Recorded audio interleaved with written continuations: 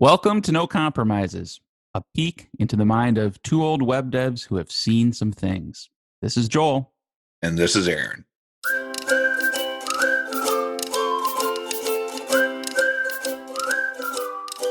Last episode, we were talking about legacy code bases and how we approach bug reporting. And this episode, I thought it might be nice to kind of maybe view this as a continuation of that discussion. You know, the higher level concept of inheriting a legacy code base, but more from the aspect of organization of the code. And I guess what I'm thinking of is kind of a couple different dimensions. So there's like the file and folder structure, and then maybe there's like the internal structure of the code itself, like how things are grouped into services or classes or different things like that. So let's kind of I have a project or two in mind, Aaron, we worked on together where we had to walk this balancing beam of not going too far, but also having to make it slowly better. So I'll kind of use that as a jumping off point, and I'll let you react to it. Okay. So let's picture you just inherited a code base, and I'm gonna pick an example of a legacy code base. Again, we won't name names, but we worked on together. Sure. And I would call this where like the old school traditional PHP, no framework, right? No framework at all. And so kind of having that project in mind, when we opened it up, some of the things we found, everything pretty much in the public directory. For some reason, folders symlinked into other folders, and it became unclear, like if this code was duplicated or things like that. So what goes through your mind? Sometimes files were even linked themselves, hard linked. Individual files. So like what went through your mind when, because we knew we wanted that had to be improved for multiple valid reasons, but what was the thought process you had when you looked at the first time and how to tackle making it better? Well, I think one of the things I thought about when I first saw that was that, well, I'll be honest. First thing I thought was, oh, I hate all this, right? Well, yes. Let's be honest. Yeah, I opened like, what is this? But the first thing I did is I left it alone and I did a couple bug fixes because I figured it's probably, I mean, I'm not going to sugarcoat it for today's episode. It's probably all garbage, but let me just try to work in a little bit just to make sure that I'm not, wrong. Yeah. And I mean, and if we fast forward to the end, I wasn't wrong. It was all garbage, and we're working on making it better. But right. But along the lines, you have to kind of figure out what is specifically garbage about it. Why does this quote suck? And I can think of the first example I ran into is that we had something we had to change, and there was there's the IDE couldn't even make sense of stuff because it was just like old school. Everything was all mixed up. Yep. So I did like a search, and to find where all the instances of this sort of concept are. And it came up with like 16 results. And so I go into the first one and I change the stuff, and I'm making a mental picture in my head. Yeah. So this is important, as we kind of talked about this before. It's not time to change the structure. It's time to develop the understanding of what you're in. Yeah. Because I think sometimes we like to think that everyone thinks like, oh, that developer before me was an idiot. Well, I mean, sure, but really, they had a thought process, and it's probably not written down. So it's probably going to save you a lot of time if you just kind of remove that bias just for a little bit. You can let it come roaring back later, but remove it for a little bit. Yeah, and just kind of see if you can pick up on what they were thinking. And so that was kind of my thought, is I'm going to try to pick up on what this person was thinking. So I go and edit it the first place. I open it in the second place, and it's not there. I'm like, but it literally found it. Yep. And I realized, the second result was a symlinked version of the first one. Yeah. And I'm like, oh, okay, so that must mean all of the ones below that are probably duplicates. And I'm like, nope. Some of those were like in the symlink folder. Then there was a real file and stuff. Yeah. And so that whole first exercise though kind of put me in the mindset of I haven't yet thought of a pattern, or there isn't a pattern for whether a whole folder is symlinked, just a file or a mix. And so I then know that I have to kind of check these things, and even know that some might go away in the middle because they're linked. Right. I can't make an assumption about that. Yeah. And there's kind of 2 points I picked up on there as you were talking. One is like one of the benefits of not just diving in and changing things is because there were surprises. And so even just Mhm. like a very simple refactoring or bug fix or whatever, it revealed to you the surprises about the symlinks, and yet not everything was a symlink. The other point I thought was kind of interesting too is like getting into the mindset of the developer. It made me think of a crime show on TV where they have the psychological profiler come in and they're like, all right, Right. to catch this guy, we got to get into his mindset. But that's valuable too, because it's even if you don't agree with it, if you can actually figure out like why did they symlink this instead of copying it, it sort of helps you unwind it better because Mhm. you at least have an understanding maybe of why it was done in the first place. Yeah, a very good point. As we were looking through then some of that, I think you're looking at the project at the same time, from a different aspect, some Yep. different changes and stuff. Start to get a better idea of kind of how it was put together. Hmm. And then I think we came up with a really interesting conversation halfway through. We were kind of doing maintenance and kind of taking over for another developer that just Hmm. disappeared. And I remember you asking, like, should we just replace this back end with Laravel and keep their front end? Because the front end was a whole other beast. It was Oh boy. it was in a language that was popular 13 years ago. Yep. There was there was a lot to unwind there, and you said so maybe we should just start replacing the back end with the front, or with Laravel. And I'd tell you, I really kind of wanted to. Hmm. But I said, I don't think we should, Yeah. because there's still enough that we haven't figured out here. There's a lot of code duplication. Hmm. And we just need to know this a little bit better. And maybe in the future we'll pose like a larger rewrite. But now we still have too many things, and I'm not sure if all of them are in use. So I don't know Right. if Right. it's worth almost the system of having two backends in a way. Yeah. Yeah. Exactly. Yeah. It just was too early at the time. So I'm going to shift gears a little bit because that's certainly one style of project we've inherited. Mhm. The lack of organization or the bewildering organization. But there's another kind that I've seen more than once, and it's like the overly organized. And so what I mean by that is like, for example, a Laravel app, when you install a fresh Laravel app, there's certain conventions. Things go in certain places. Maybe you even use a models folder. You do a couple of like really basic things in addition to what the default out of the box convention is. And you kind of expect things to sort of exist in a top level app folder and subfolders underneath it. But there are different schools of thought. And Well, I was going to say, I can tell you're old school already, because you said maybe you even use a model folder, as if that's not what happens now. yeah, that's true. That is the default now, isn't it? Yeah. Yeah, Well, that was very it used to controversial. not be. Yeah.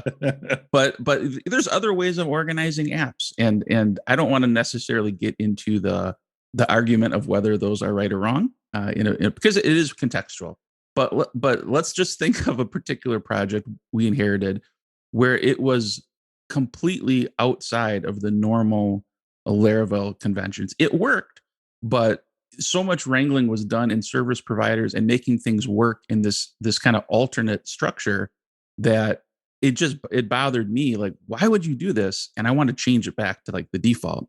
But that was like so that's kind of like the other end of the extreme, right? Is where it certainly has organization, but it's just like very different from what you would expect or from what the convention is for the framework you're working in our case, Laravel. How Mhm. would you tackle that, Aaron? Like, is it the same sort of process as the under organized one, or any additional insights on how to tackle something like that? Yeah, I think it's the same sort of process where you have to understand like why these are in Hmm. that area, what orders things happen. In that particular project, I even remember firing up Xdebug and walking through and figuring out what Yep. order all these different service providers go. Yeah.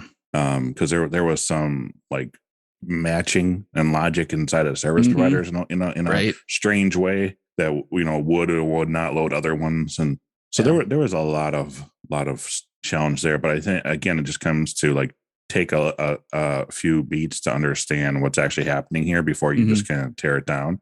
And I think it comes down to the fact that you have to understand and comprehend that you're going to maybe hate this, and you gotta put that to the Yeah. side for a little while. Right. And I mean that kind of goes along the same lines of why did this person do this? Why did this team do this overtly complex thing? Which was, well, because they thought they were going to do it better than what was already out there.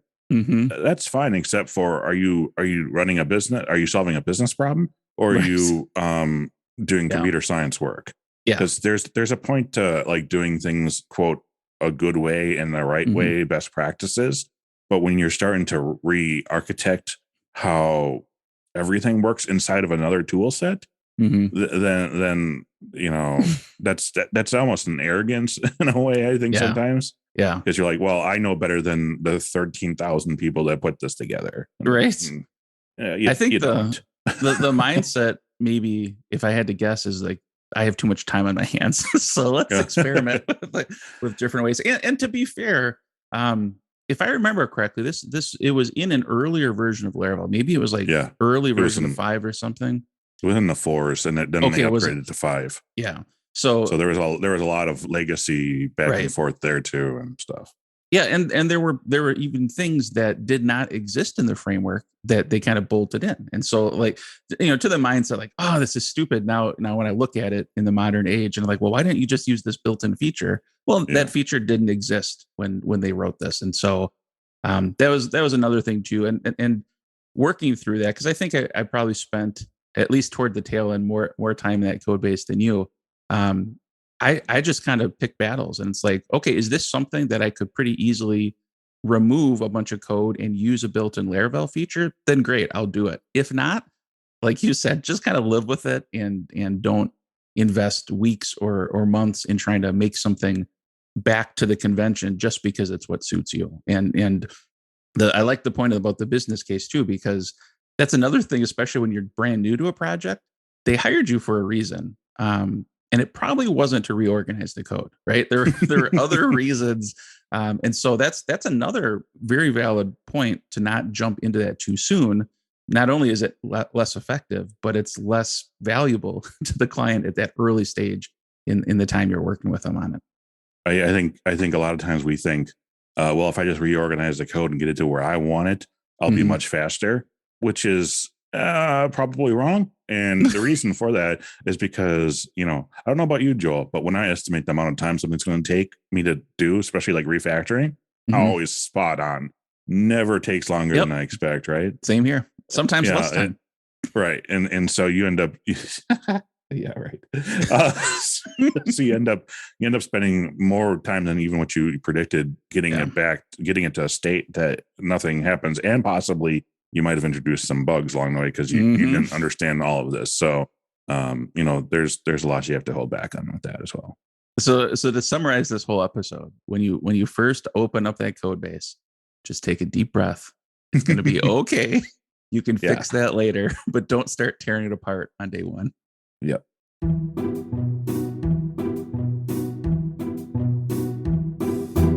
So I've been doing Zoom video calls because I've been working remote much longer than a lot of people have, right? You did it before it was cool. Yeah, I did. Yeah, that's the story of my life. I did it before it was cool. And sometimes it still isn't cool, the things I do. But I've always been interested in what's behind the people.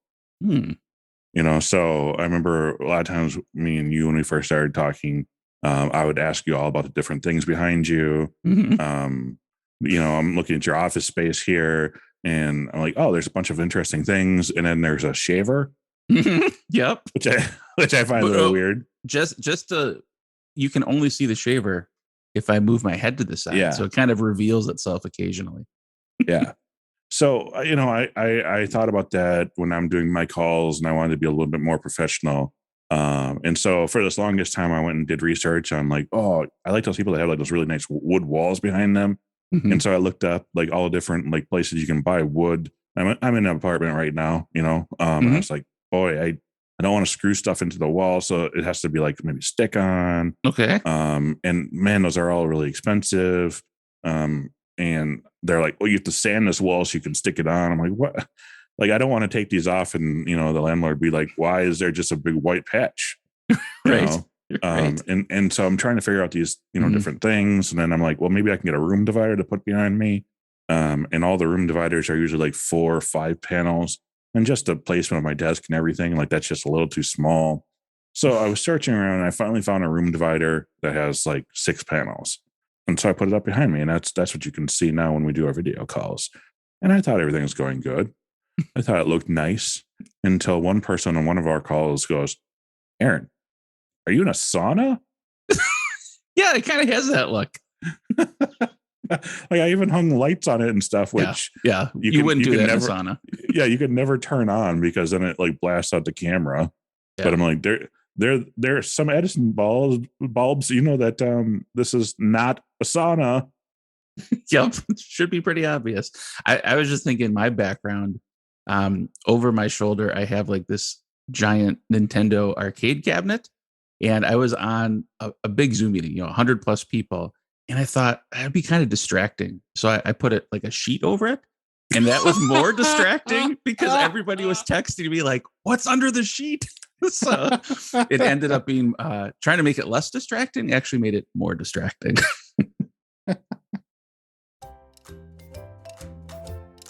Do you listen to these podcasts and think, boy, I wish Aaron and Joel were on my team to help? Well, that might actually be a possibility. Head over to nocompromises.io. Right on the homepage, you can see what we do and book a call with us if you'd like to learn more.